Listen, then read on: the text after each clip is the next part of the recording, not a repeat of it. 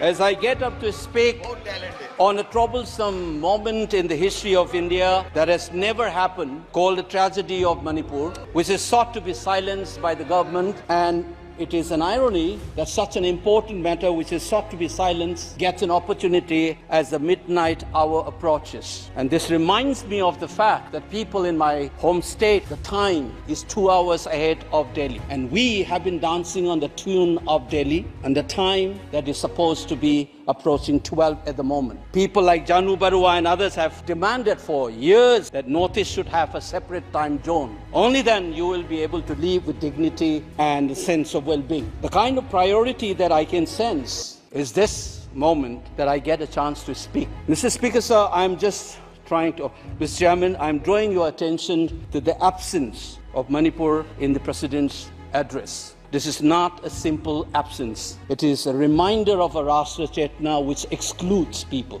You must realize that more than 60,000 people are languishing in relief camp in wretched conditions for the last 1 year. If anybody is read partition of this subcontinent, which I have done, I was associated with a research project. We have interviewed more than 1,500 survivors of partition of 1947, and you are witnessing the same thing. People are living in wretched conditions that I cannot even mention here. 60,000 people homeless is not a joke. 200 plus people died. And there has been a civil war-like situations where people are armed to the teeth and roaming around and fighting each other, defending their villages. And the Indian state is a mute spectator to this tragedy for 1 year.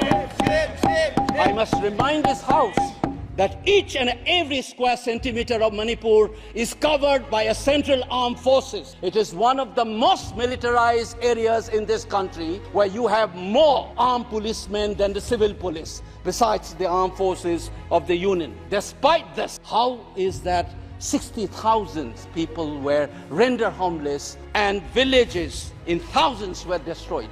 And yet our Prime Minister remained mute, not even a word. And the presidential address did not even mention that. And I said that this silence is not normal. It is a reminder of the fact which many scholars have said, that there is a continuity between colonial and the post-colonial period. Today we are observing a day where we begin a new criminal laws, seemingly discarding the colonial heritage. But as Ashish Nandi says, colonialism is a state of mind. It is a psychological phenomenon. It is an outlook, the way you look at the people, the way you look at the world. And the fact that this continuity is shown by neglecting the tragedy of a state which is the 19th state of the Union. It is amazing to see that I get an opportunity as the midnight hour approaches to register this anguish and this hurt of the denial that this country has meted out to its own citizens in the state of Manipur. I must ask these questions to the House. Is this silence communicating to the people of the Northeast and Manipur in particular that you don't matter in the Indian state scheme of things? Major Laisam Jotin, who was awarded Ashok Chakra while grappling with suicide bomber, was a Manipuri, who was awarded Ashok Chakra. You are dishonoring his own state. Major Ngangom Joy Datta, who was awarded Veer Chakra while fighting for this country and doing his duty as a part of the peacekeeping force in Sri Lanka in 1987. You are dishonoring this man. You are dishonoring the likes of the youth who hold the tricolor in international platforms. The likes of Mary Kom, Sarita Kunjarani and Mirabai Chanu. You are saying that you don't matter in this country. Your state doesn't matter in this country. You are also saying that the likes of Ratan Tiam, the icon of the culture of this country, Harivam Sham Sharma, don't matter in this country.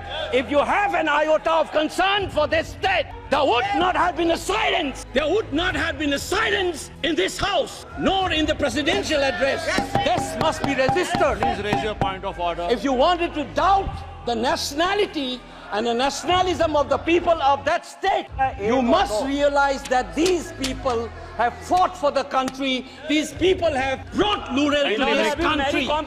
Please remember this. And that is what the silence means. 1 second. And I am telling you this. Mary Kom को हमने member of parliament बनाया Bharatiya Janata party ने member of parliament बनाया।